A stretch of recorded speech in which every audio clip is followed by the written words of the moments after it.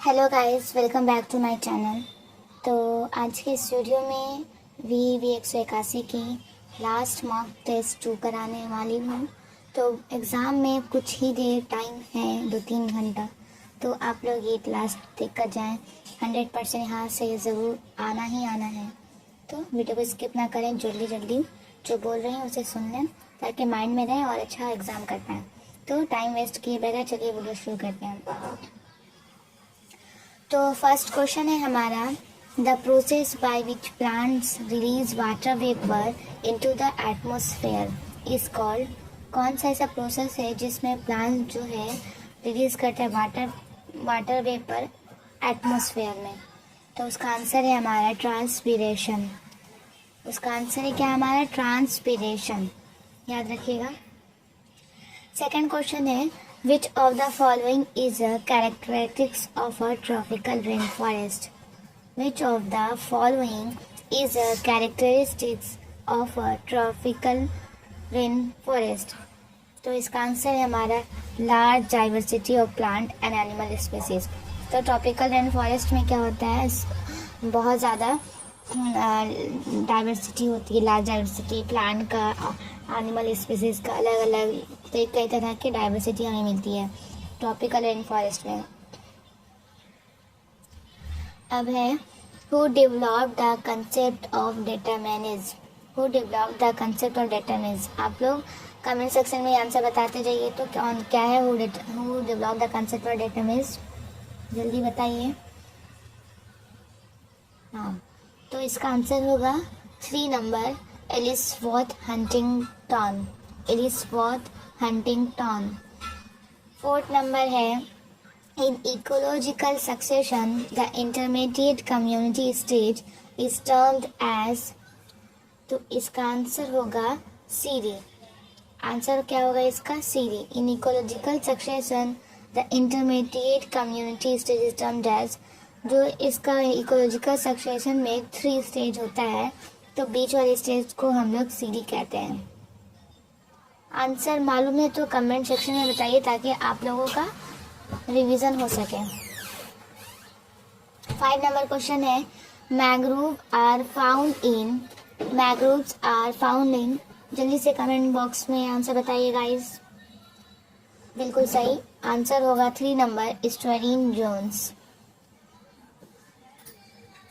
Question number 6, which biome experiences intense heat and strong wind with a great desiccating action during the months of April and June? तो इसका answer क्या होगा? Desert biome. ठीक है। 6 number question क्या है, which biome experiences intense heat and strong wind with a great desiccating action during the months of April and June? तो इसका आंसर होगा dessert बायोमी।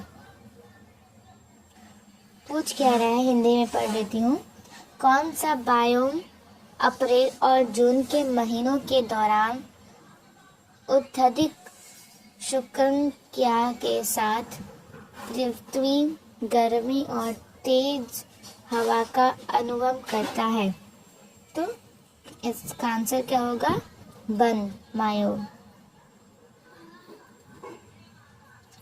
7 number question, which of the following aquatic organism is found living at the bottom of the water mass? Bottom of the water mass मतलब aquatic organism में हमारा total 4 या 5 होते हैं। तो इसका सबसे नीचे वाले हिस्सा में कौन सा होता है उसको बताना है। तो उसका आंसर है बेंथोस। सबसे नीचे हमारा बेंथोस होता है। 8 नंबर क्वेश्चन है, which of the following is not a characteristic of renewable resources? renewable resources का इसमें से कौन सा कैरेक्टरिस्टिक्स नहीं है? तो इसका आंसर होगा they can be used without depleting them। ठीक है, they can be used without depleting them। इसका कैरेक्टरिस्टिक्स क्या है? they regenerate over time। renewable resources क्या है? खुद को रिजनरेट कर सकता है। दे आर नेचुरली रिप्लेनिश्ड है। They are always available in infinite quantities, हमेशा ये क्या रहता है, अवेलेबल रहता है। Question number 9, which one of the following is not a traditional water management system in India. तो कौन सा ऐसा है जो ट्रेडिशनल मैनेजमेंट सिस्टम है, नहीं, इंडिया में नहीं है। तो जो हार्ट्स क्या है, ये भी ट्रेडिशनल है water system management system. Bamboo drip irrigation, ये भी ट्रेडिशनल है। और कुलूस, ये भी ट्रेडिशनल है, लेकिन कौन सा नहीं है, तो हमारा होगा sprinkle irrigation. Question number 10, terracing on hilly areas helps in, तो इसका आंसर क्या होगा, preventing soil erosion. Question number 11, which one of the following is an ecological significance of forest? Which one of the following is an ecological significance of forest? तो इसका answer होगा हमारा check soil erosion. Question number 12, which of the following is an example of an invasive species? Invasive species का example बताना है, तो इसका answer है होगा हमारा lantana कमारा।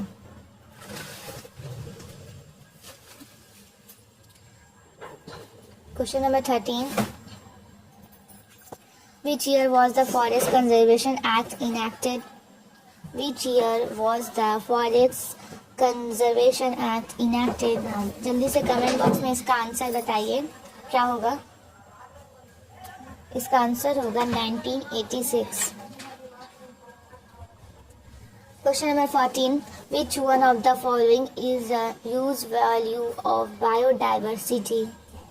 Use value of biodiversity का आंसर होगा हमारा एस्थेटिक वैल्यू। आप लोग कमेंट बॉक्स में आंसर बताते जाइए कि क्या होगा, ताकि आप लोग उसको रिमाइंड कर पाए। लिखने से क्या होता है कि लोगों को याद रहता है।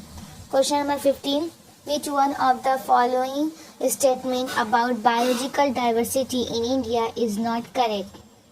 Which one of the following statement about biological diversity in India is not correct?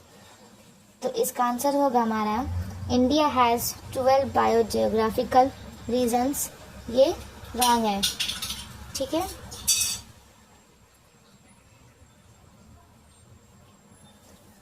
Question number 16, which renewable energy sources has the largest potential in coastal areas?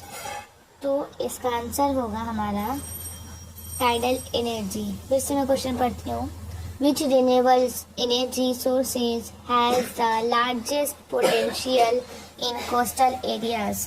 तो इसका आंसर होगा हमारा tidal energy. Tidal energy is a result of gravitational interaction between Earth, Moon and Sun. Gravitational interaction between Earth, Moon, Sun. What is the main advantage of fuel cells over internal combustion engines? तो इसका answer होगा high efficiency and no harmful emissions. Question number 19, which type of fuel cell is most commonly used for transportation applications? तो इसका answer होगा proton exchange membrane fuel cell. तो ये full form भी आ सकता है PEMFC का फुल फॉर्म, तो इसका आंसर होगा proton exchange membrane fuel cell. Question number 20, artificial insemination is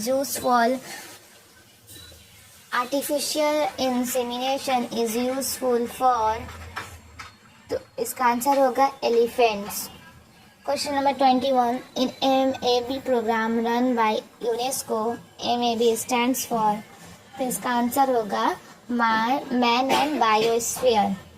तो ये भी याद रखना है, MAB प्रोग्राम किसने रन कराया था, तो यूनेस्को ने रन कराया था। Question number 22, which one of the following chemical is associated with Bhopal gas tragedy? Bhopal gas tragedy में कौन सा केमिकल यूज हुआ था? तो इसका आंसर होगा मेथिल आइसोसिनाइड। आप लोग कमेंट बॉक्स में लिखिए इसका आंसर।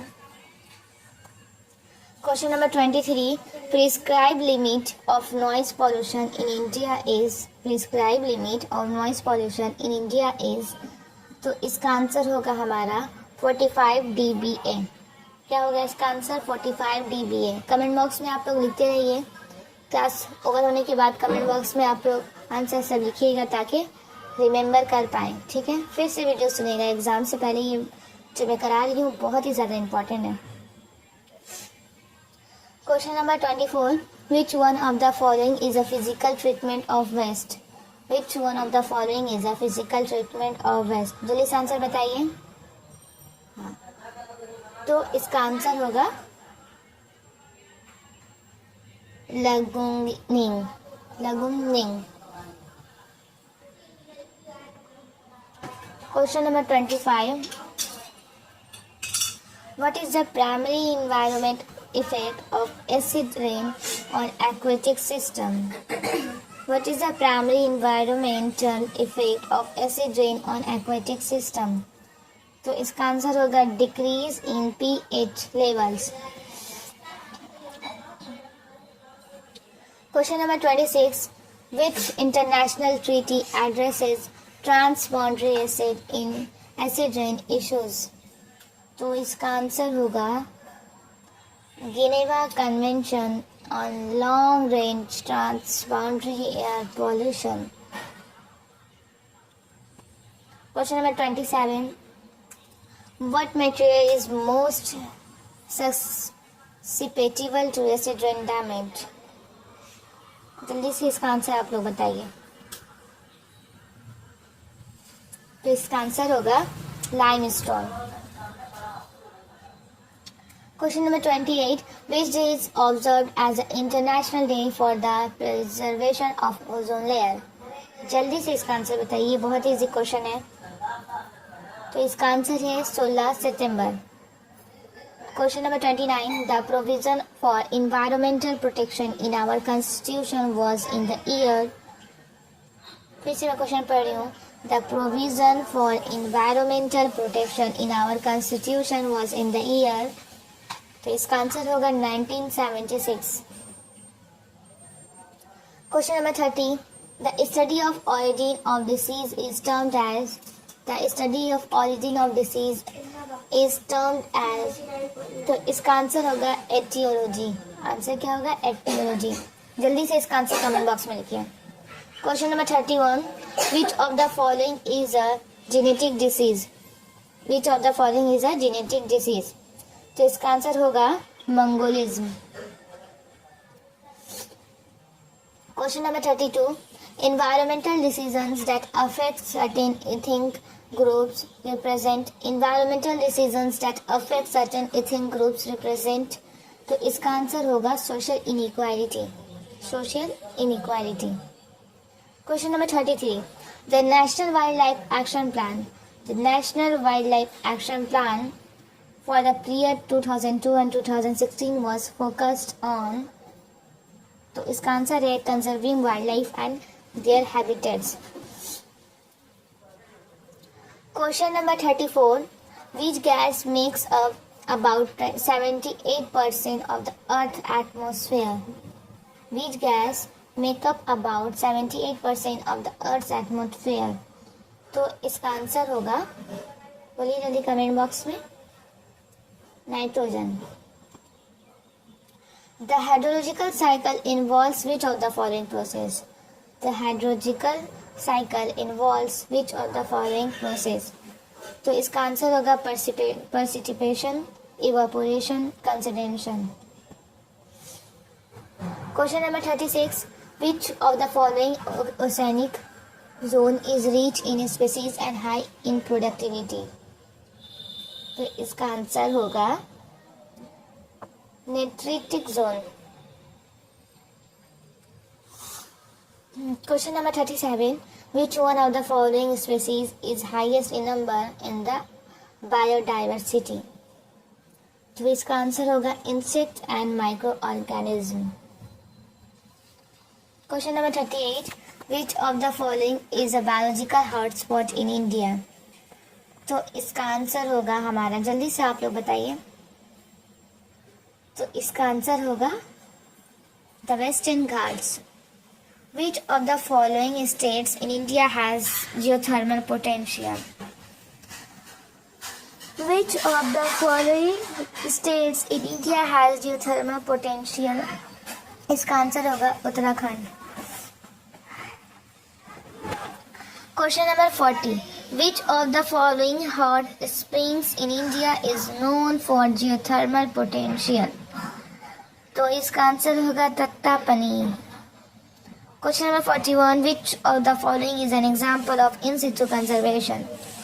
इन सितु कंजर्वेशन का एग्जाम्पल होगा नेशनल पार्क्स, और एक सितु का कंजर्वेशन का एग्जाम्पल है जूलॉजिकल पार्क्स।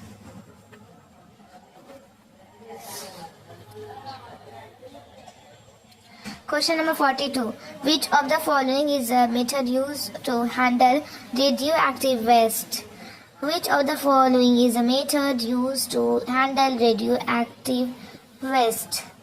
तो इसका आंसर होगा ब्यूरियल। क्वेश्चन नंबर 43,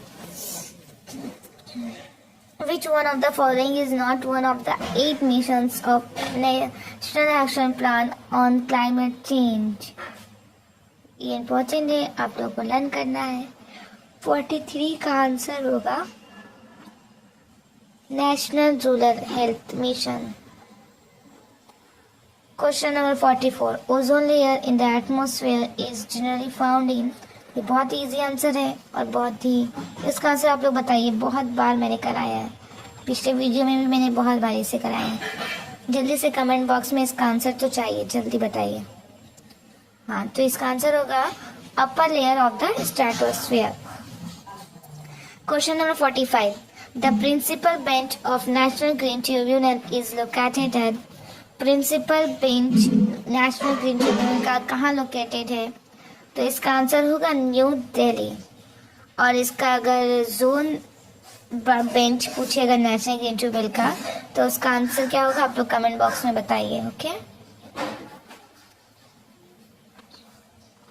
क्योंकि नेशनल ग्रीन ट्रिब्यूनल का जोन बेंच भी पूछ सकता है। चलिए मैं ही बता देती हूँ, उसका आंसर होगा Bhopal.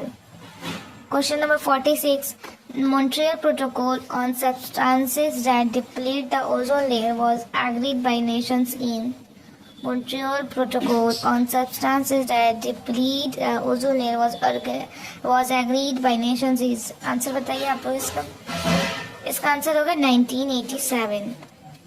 Question number 47, which of the following disease is not due to genetic influence? तो इसका आंसर होगा हमारा question schizophrenia. Question number 48, which of the following region falls under the high seismic zones in India? तो इसका answer होगा run of कुछ। फिर से क्वेश्चन पढ़ती हूँ, which of the following regions falls under high seismic zones in India? तो इसका आंसर होगा रन ऑफ कुछ। रन ऑफ कच्छ हो गया। अब question number 49, a city having more healthcare facilities compared to rural areas in an example of। तो इसका answer होगा geographical inequality। एंड हमारा ये 15 क्वेश्चन लास्ट क्वेश्चन है। तो which philosophy advocates for the responsibility of humans to care for the environment and all life forms? तो इसका answer होगा स्टीवार्डशिप। तो गाइज आज के लिए इतना ही था। चलिए आप लोग कमेंट बॉक्स में बताइएगा सबका फुल फॉर्म। UNEP का फुल फॉर्म बताइए, EIA का फुल फॉर्म बताइए, NGT का फुल फॉर्म बताइए, CPCB का फुल फॉर्म बताइए, GNP का फुल फॉर्म बताइए। सब आ सकता है। और GDP का फुल फॉर्म, COD का फुल फॉर्म, WHO का फुल फॉर्म, CFC का फुल फॉर्म, BHC का फुल फॉर्म, DDT का फुल फॉर्म, WTO का फुल फॉर्म एंड SDG का फुल फॉर्म बताइए। बस इतना ही, कमेंट बॉक्स में सबका फुल फॉर्म बताइए ताकि आप लोग को याद रहे, रिमेम्बर रहे, ये सब एग्जाम में आए तो कर पाओ आप। और कमेंट बॉक्स में बताइए वाइल्ड लाइफ प्रोटेक्शन एक्ट कब पास हुआ था, वाइल्ड लाइफ प्रोटेक्शन एक्ट कब पास हुआ था, सब इंपॉर्टेंट पूछ रही हूँ। फॉरेस्ट कंजर्वेशन एक्ट कब पास हुआ था, इन्वायरमेंटल प्रोटेक्शन एक्ट कब पास हुआ था, and national green tribunal act कब हुआ था, अब बायोलॉजिकल डाइवर्सिटी एक्ट कब पास हुआ था, इंसेक्टिसाइड एक्ट कब पास हुआ था, ओजोन डिप्लेटिंग सब्सटेंस रूल्स कब पास हुआ था। चलिए बस इतना ही का, जल्दी से कमेंट बॉक्स में बताइए, टाइम बहुत कम है ताकि मैं जल्दी से आप सब लोगों को आंसर कर पाऊँ। तो आज के लिए इतना ही। Thank you so much, best of luck for your exam, और अच्छे से एग्ज़ाम करके आइएगा। बिल्कुल नर्वस नहीं होना आप लोगों को, इतना पढ़े आप लोग तो ठीक है। अगर चैनल पर नए हैं तो चैनल को सब्सक्राइब कर दीजिएगा। Thank you so much, bye bye.